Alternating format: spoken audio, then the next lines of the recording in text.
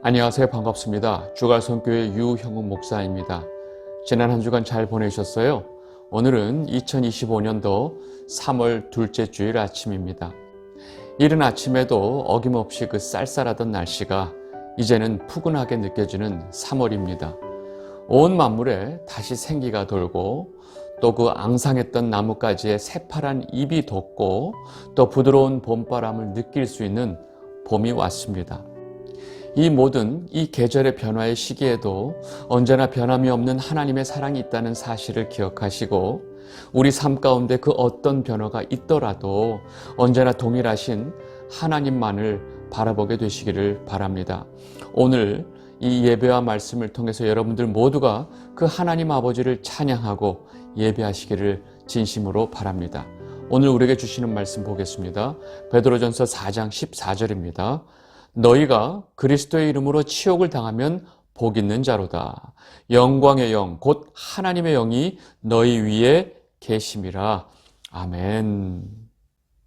여러분 가끔 정말로 내 안에 성령 하나님이 계실까라는 생각이 들 때가 있지 않으신가요? 어느 순간에 너무 걱정하고 있고 너무 분노하고 있고 너무 약한 자신의 모습을 볼 때마다 내가 정말 예수를 믿는 성도가 맞을까? 나는 정말 믿음이 있는 사람일까라는 의심이 들 때가 있습니다.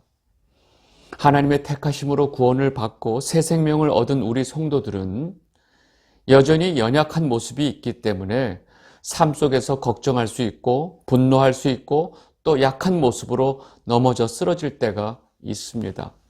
그런데 시간이 좀 지나서 그때를 다시 한번 돌이켜보면 어느새 우리는 걱정을 멈추게 되고 분노가 사라지고 안정을 되찾게 되고 또 어느새 다시 일어나 있는 우리의 모습을 발견하게 됩니다. 여러분 그게 어떻게 가능할까요? 그것은 바로 우리 곁에 성령 하나님이 계시기 때문입니다. 언제나 우리를 돌보시고 우리가 믿음 안에서 모든 것을 견뎌낼 수 있는 힘을 주시는 성령 하나님이 우리와 함께 계시기 때문입니다.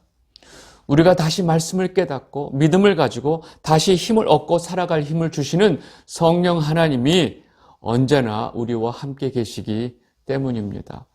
고린도전서 3장 16절 너희는 너희가 하나님의 성전인 것과 하나님의 성령이 너희 안에 계시는 것을 알지 못하느냐. 아멘. 우리는 언제나 하나님의 성령이 우리 안에 계시다는 사실을 놓치시면 안 됩니다. 여러분 제3성전은 이 이스라엘 땅에 그 이슬람 성전이 무너지고 다시 세워지는 것이 아니고 지금 성도인 우리 자신이 바로 제3성전입니다. 무엇보다 우리는 택하신 족속이요 왕 같은 제사장이요 거룩한 나라이기 때문입니다. 베드로전서 2장 9절 그러나 너희는 택하신 족속이요 왕 같은 제사장들이요 거룩한 나라요 그의 소유가 된 백성이니 이는 너희를 어두운 데서 불러내어 그의 기이한 빛에 들어가게 하신 이의 아름다운 덕을 선포하게 하려 하심이라. 아멘. 우리를 택한 족속으로 왕 같은 제사장으로 거룩한 나라로 그의 소유된 백성으로 삼아주신 이유는 우리가 하나님 아버지의 그 아름다운 덕을 선포하기 위해서입니다. 이 분명한 사실을 이 시간 여러분들 모두가 깨닫게 되시기를 바랍니다. 오늘 우리는 이 베드로전서 4장 7절부터 보려고 합니다. 우리 지난주에 봤던 4장 1절서부터 6절까지의 말씀은 성도가 아무리 고난 가운데 있을지라도 성도는 삶 가운데 지켜야 할 이 경건함과 거룩함이 있다는 것을 말해주고 있습니다. 베드로는 절대로 너희가 이전과 같이 육체의 정욕을 따라 살지 않고 오로지 하나님의 뜻을 따라 살아야 한다라는 이 성도의 삶을 권면하고 있습니다. 그리고 그런 변화된 삶으로 인해서 이전에 같이 지내던 그 세상 사람들로부터 너희가 비방을 받고 미움을 받게 되지만 그렇게 너희를 비방한 자들이 결국 자신들의 행위대로 심판을 받게 될 것이다 라는 사실을 알려주고 있습니다. 오늘 이어지는 7장부터는 그렇게 성도들이 고난과 핍박 가운데 있지만 그 같은 믿음을 가진 성도들끼리 서로 나눠야 될 사랑에 대해서 말하고 있습니다. 그리고 이 복음을 중심으로 모인 이 교회 공동체가 운영되는 그 원리가 무엇인지 그것에 대해서 자세히 설명해 주고 있습니다. 우리 베드로전서 4장 7절부터 보도록 하겠습니다. 베드로전서 4장 7절입니다. 만물의 마지막이 가까이 왔으니 그러므로 너희는 정신을 차리고 근신하여 기도하라. 아멘. 성도는 언제나 이 세상의 마지막이 가까이 왔다는 사실을 알고 깨어 기도하며 살아야 한다고 말합니다. 어느 시대를 살든지 모든 성도는 언제나 종말론적인 삶을 살아야 함을 강조하고 있습니다. 언제나 내일이라도 주님이 올 수 있다는 생각을 가지고 살아야 한다는 것을 말합니다. 그래서 예수님께서 다음과 같이 말씀을 하셨습니다. 마태복음 24장 42절 그러므로 깨어 있으라.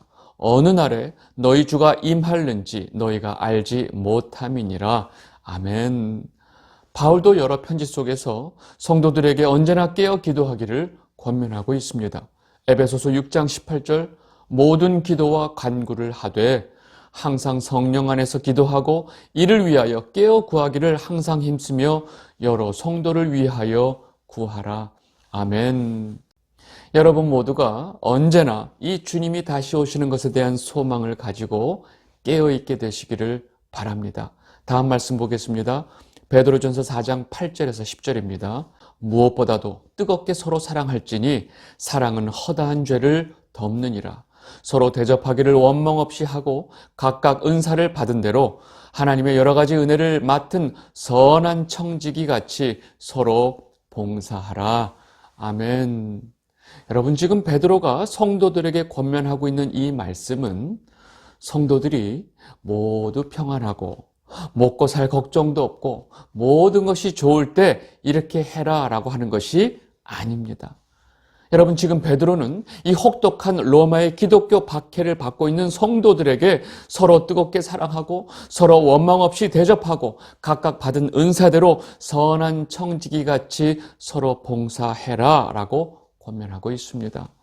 성경이 말하고 있는 이 성도들 관계에 관한 모든 권면은 교회가 이 세상으로부터 핍박을 받고 고난을 받고 있는 상황을 기본 전제로 하고 있다는 사실을 우리가 놓치면 안 됩니다. 다시 말하면 우리가 아무리 고난 가운데 있고 자기 몸 하나 챙기기도 버거운 상황이지만 너희와 같은 믿음의 형제들을 열심을 다해 서로 사랑해라 라고 권면하고 있다는 것입니다. 베드로는 이어서 성도들 관계 속에 이루어지는 그 섬김과 봉사의 원리가 무엇인지 너무나 분명하게 우리에게 말해줍니다. 베드로전서 4장 11절입니다. 만일 누가 말하려면 하나님의 말씀을 하는 것 같이 하고 누가 봉사하려면 하나님이 공급하시는 힘으로 하는 것 같이 하라. 이는 범사의 예수 그리스도로 말미암아 하나님이 영광을 받으시게 하려 함이니 그에게 영광과 권능이 세세 무궁하도록 있느니라. 아멘.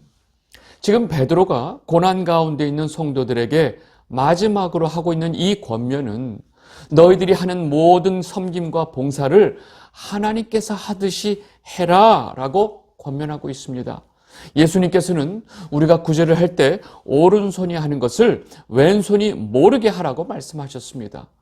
여러분 이 말씀은 우리가 다른 성도를 섬기고 봉사할 때 그 섬김과 봉사의 주체가 내가 아니라는 것을 분명히 알고 그 모든 섬김의 주체가 바로 하나님이시라는 사실을 분명히 알고 인정하라는 말씀입니다. 왜요? 하나님께서 각각의 성도에게 은사를 주시고 마음을 주시고 능력을 주셔서 그 성도가 다른 성도에게 섬김과 봉사를 할 수 있기 때문입니다. 그 모든 섬김과 봉사에 내가가 빠져야 된다고 말씀하고 계신 것입니다. 주의 이름으로 선지자 노릇도 하고 주의 이름으로 귀신도 쫓고 주의 이름으로 권능을 행했다고 말하는 자들을 예수님께서 불법을 행한 자로 그들을 내치시는 이유가 뭘까요? 그들은 자신들이 행했던 그 모든 종교 행위가 자기의 의를 위해서 자신이 주체가 되어서 행했기 때문입니다. 마태복음 6장 1절입니다. 사람에게 보이려고 그들 앞에서 너희 의를 행하지 않도록 주의하라. 그리하지 아니하면 하늘에 계신 너희 아버지께 상을 받지 못하느니라. 아멘. 지금 베드로는 성도들에게 너희가 하는 모든 섬김과 봉사가 결국 하나님께서 주시는 힘으로 할 수 있다는 사실을 분명히 알아라 라고 말하는 것입니다. 여러분, 제가 이제까지 여러 교회 생활을 통해서 알게 된 것은 교회 안에서 하는 모든 섬김과 봉사가 이 사람들 앞에서 드러나야 한다고 생각하는 분들이 너무 많다는 것입니다. 헌금을 할 때도 흔한 표현으로 좀 생색이 나게 헌금을 하는 분들이 너무 많습니다. 헌금을 한 자신의 이름이 떡하니 주보에 나와 있어야 하고 자신이 애썼던 모든 수고와 그 봉사가 이 사람들이 알아줘야 이것을 한다는 것입니다. 그렇지 않을 때 다 시험 든다 그러고 너무 불편해합니다. 여러분, 왜 많은 사람들이 이 교회 안에서조차 이 섬김과 봉사를 할 때 이런 태도를 가지고 있을까요? 여러분, 그 이유는 바로 자신이 이 모든 일을 행한다고 생각하기 때문입니다. 그래서 지금 베드로는 선한 청지기 같이 서로 봉사하라라고 말하고 있는 것입니다. 너무나 감사한 것은 이 주갈성교회 성도분들 중에 이렇게 선한 청지기 같은 마음을 가지고 섬김과 봉사를 하시는 분들이 많이 계시다는 것입니다. 저 역시 너무나 많이 부족하지만 언제나 성령 하나님께서 지혜를 주셔서 이렇게 여러분들에게 매주 말씀을 전하고 있습니다. 제가 잘나서 하고 있다고 생각했다면 저는 진작에 이 사역을 감당하지 못했을 것입니다. 저와 여러분들 모두에게 이 은혜를 주시고 늘 함께 하시는 성령 하나님이 계시기 때문에 이 모든 것이 가능하다는 사실을 분명히 말씀을 드립니다. 그리고 이 모든 일을 행하고 계신 하나님 아버지께 감사와 영광을 돌립니다. 이제 이어지는 베드로전서 4장 12절서부터 19절까지의 내용은 이제 베드로전서의 본론의 마지막 부분입니다. 그리고 베드로는 이제까지 계속 말해왔던, 언급해왔던 이 성도가 필연적으로 감당해야 될 그 고난에 대해서 마침내 결론을 말하는 부분입니다. 베드로전서 4장 12절, 13절입니다. 사랑하는 자들아, 너희를 연단하려고 오는 불시험을 이상한 일 당하는 것 같이 이상히 여기지 말고 오히려 너희가 그리스도의 고난에 참여하는 것으로 즐거워하라. 이는 그의 영광을 나타내실 때에 너희로 즐거워하고 기뻐하게 하려 함이라. 아멘. 여러분, 너무나 잘 아는 이 말씀인데 여러분들이 지금 이 말씀을 읽을 때 여러분 눈에 가장 먼저 들어오는 말씀이 무엇인지 한번 생각해 보시면 좋겠습니다. 여러분, 이 말씀 전체에서 가장 중요한 키워드가 무엇일까요? 여러분, 이 말씀을 읽을 때 영광, 무슨 영광이요? 하나님의 영광이 여러분들 눈에 제일 먼저 들어오게 되시기를 바랍니다. 그리고 즐거워하고 기뻐하게 라는 말씀이 여러분들 눈에 가득 차게 되시기를 바랍니다. 왜냐하면 성도가 예수 이름으로 겪게 되는 그 모든 고난의 결론은 바로 하나님의 영광이 나타나실 때 우리가 즐겁고 기쁘게 하기 위한 것이기 때문입니다. 아멘. 그래서 우리의 연단을 위한 이 불같은 시험을 당할 때도 오히려 즐거워하라라고 말씀하고 있는 것입니다. 베드로전서 4장 14절 보겠습니다. 너희가 그리스도의 이름으로 치욕을 당하면 복 있는 자로다. 영광의 영, 곧 하나님의 영이 너희 위에 계심이라. 아멘. 지금 베드로가 고난을 당하고 있는 성도들에게 전하는 이 편지의 주제를 한 말씀으로 말하면 바로 이 말씀입니다. 성도인 너희가 예수 그리스도의 이름으로 고난을 받고 치욕을 당하면 너희가 진짜 복이 있는 자다라는 사실을 지금 선포하고 있습니다. 그 이유는 바로 영광의 영, 곧 하나님의 영이 너희 위에 계시다는 증거이기 때문이라고 지금 베드로가 분명하게 말하고 있습니다. 혹시라도 여러분들 중에 이 하나님의 영인 성령이 우리와 함께 하시면 우리는 언제나 아무 일이 없고 잘되고 세상적인 복을 많이 받아야 하는 거 아닌가요? 왜 성령이 우리와 함께 하시는데 우리가 고난과 시험을 당해야 하나요? 라고 질문하는 분들이 없기를 바랍니다. 성경 어디에도 이런 말씀이 없음에도 불구하고 이 엉터리 사건 목사들의 이런 말들을 너무 오랫동안 들어왔기 때문에 대부분의 성도들이 이런 말씀을 자꾸 헷갈려하고 이해도 못하고 감당도 못하는 것입니다. 여러분, 예수님께서도 이 산상수훈에서 너무나 분명하게 똑같이 말씀을 하셨습니다. 마태복음 5장 10절에서 12절입니다. 의를 위하여 박해를 받는 자는 복이 있나니 천국이 그들의 것임이라. 나로 말미암아 너희를 유혹하고 박해하고 거짓으로 너희를 거슬러 모든 악한 말을 할 때에는 너희에게 복이 있나니 기뻐하고 즐거워하라. 하늘에서 너희의 상이 큼이라. 너희 전에 있던 선지자들도 이같이 박해하였느니라. 아멘. 여러분, 지금 예수님께서도 너무나 분명하고 명확하게 이 베드로전서의 말씀과 똑같은 말씀을 하고 있습니다. 왜냐하면 베드로가 지금 예수님의 이 말씀을 직접 듣고 배웠기 때문입니다. 여러분, 이렇게 성경의 말씀이 분명한데 왜 성령이 우리와 함께 하시는데 우리가 고난을 받아야 하느냐? 예수 믿는 게 뭐라고? 예수의 이름으로 고난받는 것이 복이라고 말하고 있느냐? 여러분, 이런 질문들을 하시는 분들을 보면 제 마음이 너무 안타깝고 답답합니다. 이 영상을 보고 계신 주갈성 성도 여러분, 우리가 그 어떤 고난을 받을지라도 하나님의 영이 우리와 함께 하시는 것 자체가 가장 큰 복입니다. 이 땅에서 잘 되고 성공하고 돈 많이 벌고 떵떵거리며 살다가 저 불못에 떨어지는 것이 복이 아닙니다. 우리가 잘 살든지 못 살든지 평안하든지 고난 가운데 있든지 주의 영이 우리와 함께 하시는 것이 가장 복된 삶이라는 사실을 이 순간 여러분들 모두가 분명히 깨닫게 되시기를 바랍니다. 베드로는 혹시라도 또 성도들이 오해할까 봐 다시 한번 자신이 행한 악한 일의 대가로 받는 고난이 아니라는 사실을 분명히 말합니다. 베드로전서 4장 15절 16절입니다.